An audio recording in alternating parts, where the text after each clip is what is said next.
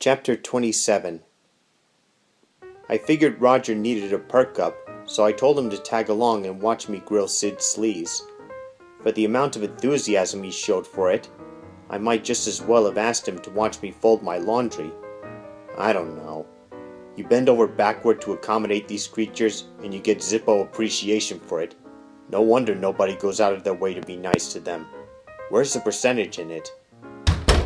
The sleazy press occupied a steel and glass high-rise surrounded by small one-story family-owned businesses.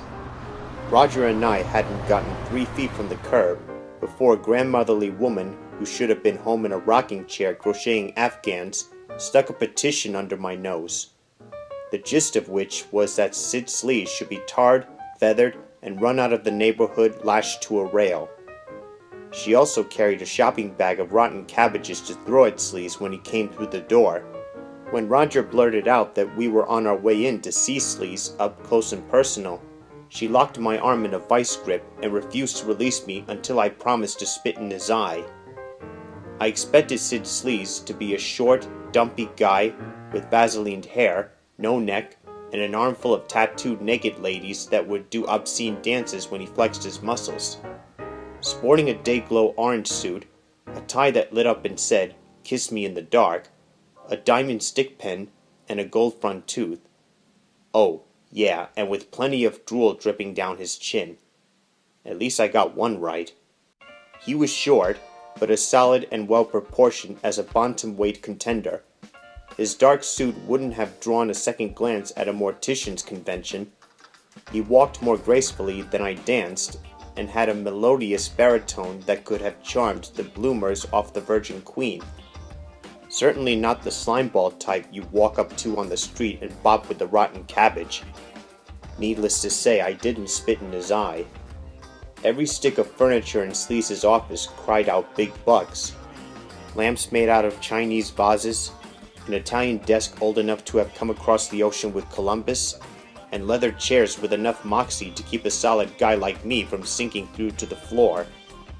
I introduced Roger as my research assistant, and sat him on a chair against the wall far enough away so he didn't cramp my style. Sleaze served us coffee in translucent china cups with handle holes you'd be hard-pressed to stick a pencil through.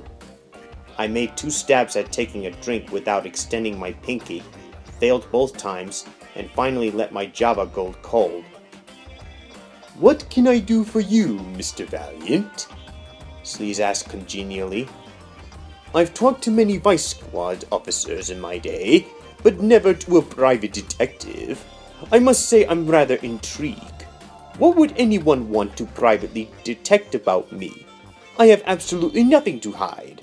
Lord knows you only have to look at my comics to realize I have nothing to hide." Ha ha ha ha ha. He laughed heartily and took a sip of coffee. Out went his pinky. "I'm working on a case involving the cartoon publishing industry, and a mutual friend suggested you might be able to help me. Carol Masters, remember her? She said it had been quite a while." Sleaze set his wonderfully modulated voice to work, conveying us on a nostalgic journey backward through time. "Oh, of course! I remember Carol. I provided her with her first break. A hard worker and a terribly talented lady. I've often wished she would come back to work for me now. I've asked her to on numerous occasions, but she's turned me down cold." He plucked a few stray pieces of lint off a sleeve that already looked like he vacuumed it every hour. "Carol told me she won't shoot for the skin trade anymore, and I can't say I blame her. It's a filthy, rotten business, and I grow more disenchanted with it every day. Lately I've toyed quite seriously with the idea of getting out of it, getting back into mainstream comics again." He settled back in his chair and crossed his feet at the ankles. "What specific case is it you're here to see me about, Mr. Valiant?" "The Rocco DeGreasy murder." I watched his face for a reaction, but none came. "What exactly is it you want to know?" I went straight for the jugular. "I understand you're responsible for the crassity that Rocco's living girlfriend Jessica Rabbit starred in several years ago. Lewd, Crude, and in the mood. Remember it? He smiled the way a proud papa does when discussing his precocious child. How could I forget? My masterpiece! When I still believed it possible to produce quality pornography. Before I realized the two tombs are mutually exclusive. Jessica says you shanghaied her into making that comic, that you drugged her and shot it while she was under. A melancholy sadness crinkled his eyes. I've heard that story before. It's Jessica's way of rationalizing a youthful indiscretion. In truth, there was no need to coerce her with drugs or anything else. She did it quite willingly for the money I accept, since she was awfully poor in those days. We shot Lewd in my downtown studio in a couple of days. A few months after the comic appeared, she came back and asked to star in another. I would have loved to oblige her, but by then she had acquired a fine sense of her own worth and had escalated her salary demands accordingly. I simply couldn't afford her, so I had to turn her down. I checked Roger's reaction to these revelations concerning the base metal core of his pedestal's ivory statue, but he seemed more interested in getting his thumbs to twiddle. Maybe doppels degenerate from the inside out. Maybe the attention span goes first. So far I loved it. I'd love it even more if his head fell off. You later threatened to blackmail Jessica unless she gave you money for the negatives to that comic, I said to Sleaze. Sleaze spread his hands so I could see where the spike would go when an inflamed public nailed him unjustly to a cross. I wouldn't call it blackmail exactly. I'd call it a quid pro quo. She came to me when she needed money. I went to her when I needed money. The only difference was that she wasn't quite as willing to pay me as I had been to pay her. You may not believe this, but I had no intention of following through on my threats to print more copies of that comic. It was pure bluff on my part. You're right. I don't believe it, I said. You went to see Rocco DeGreasy night before last. What for? He pushed his brows together over twinkling eyes. Business, just business. Yeah, monkey business. You sold Rocco a set of the same negatives you sold Jessica. Plus you were the last person to see Rocco DeGreasy alive. Which means you might also have been the first person to see him dead. The twinkle in his eyes became a worried flicker. I left Rocco alive. I didn't kill him. Ever see a cop spin a web of circumstantial evidence into a hangman's noose? No? Well, I have. And unless you come clean with me, I'll hoof it straight over to the local station house, and the next sound you hear will be the pitter-patter of young flatfeet, eager to make their reputations by arresting the infamous Sid Sleaze.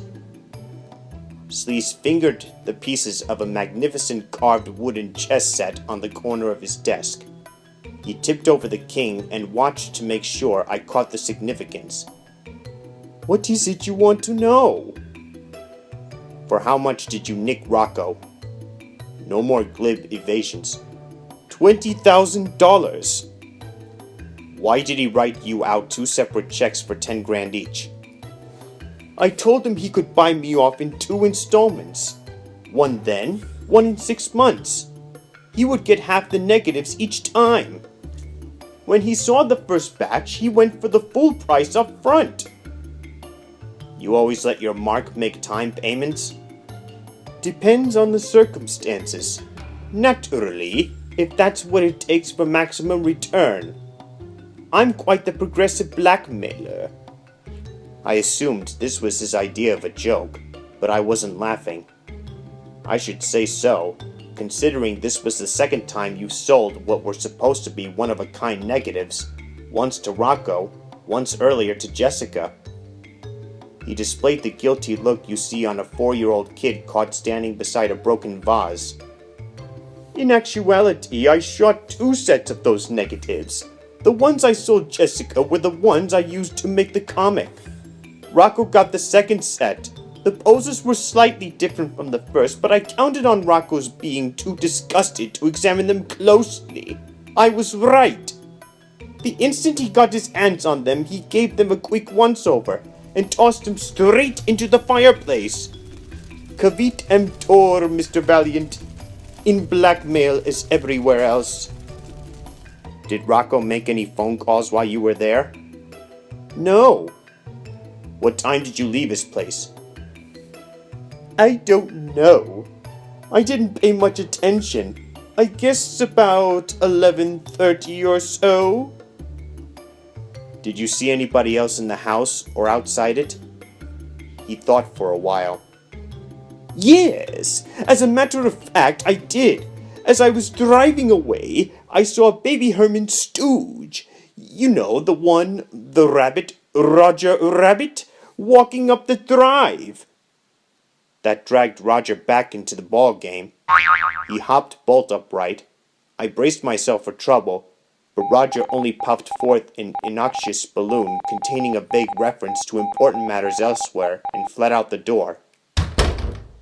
A queer fellow, your assistant, said Sleaze. You know, when I first met him, he reminded me of someone. Now I know who. Roger Rabbit. Do you see the resemblance? Yeah, now that you mention it, I said casually. I do.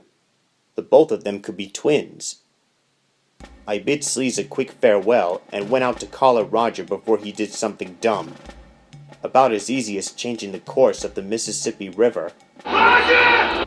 I searched for several blocks in every direction, but couldn't find hide nor hair of the skedaddled bunny. On the off chance he might surprise me and do something reasonable, I hot-footed it over to the Parisian delicatessen where he'd left the scroll. I don't know which smelled worse, the deli's cuisine or a dead camel. Not that it mattered, since they were probably one and the same. The deli's owner, a middle-aged greaseball named Abu Ben something, spoke English about as well as I speak Tunisian. He tried semaphore, but I couldn't read his waving arms either. We finally hit on charades. I got through to him by pretending to read a napkin wound around a fat wiener. He ran into the back room and returned with the scroll, plus some old codger who should have been hanging in the front window with the rest of the skinny brown wrinkle sausages. The old galoot handed me a sheet of paper with marks on it that looked like they had been scratched there by what eventually wound up as the main ingredient in the chicken salad. I finally got the key to deciphering it when I realized that half the O's were grease spots. If you ignored them, the message came clear. Beware, it said. Great tragedy will result should this fiendish device ever fall into the hands of a toon. Imagine that, a cursed tea kettle. Though oddly enough, the scroll's dire prediction had come true. The tea kettle had fallen into the hands of a toon, and great tragedy had resulted. Maybe the tea kettle really did carry a curse, and maybe Santa Claus also swept out my chimney for me every Christmas. I slipped the deli owner a fin for his trouble, and shagged it on out to the sidewalk before the deli's zingy smell did permanent damage to my nose. I debated whether to pursue clues or keep after Roger. Clues won. I made a few phone calls, and in no time located the messenger service that had delivered the stolen artwork to Hiram Toner's gallery. The place, called what else but Speedy Messenger Service, told me somebody had dropped the artwork at their office and had paid cash in advance for delivery to Toner. Their records didn't show the sender's name. I sweet-talked a secretary into giving me the name and home address of the clerk on duty when the sender came in the hope that maybe he could provide me a description. When I came out of the messenger service, it was a cool, sunny day, and there wasn't a toon anywhere in sight. It made me want to chuck what I was doing, drive back by the Parisian deli, pick up a roast goat sandwich and a bottle of Camel Whiz wine, and head out to the nearest stand of timber for a solitary picnic and drunk. I flipped a coin. It came up Dominic DeGreasy. I resisted an urge to make it best 2 out of 3, and headed off to do my duty.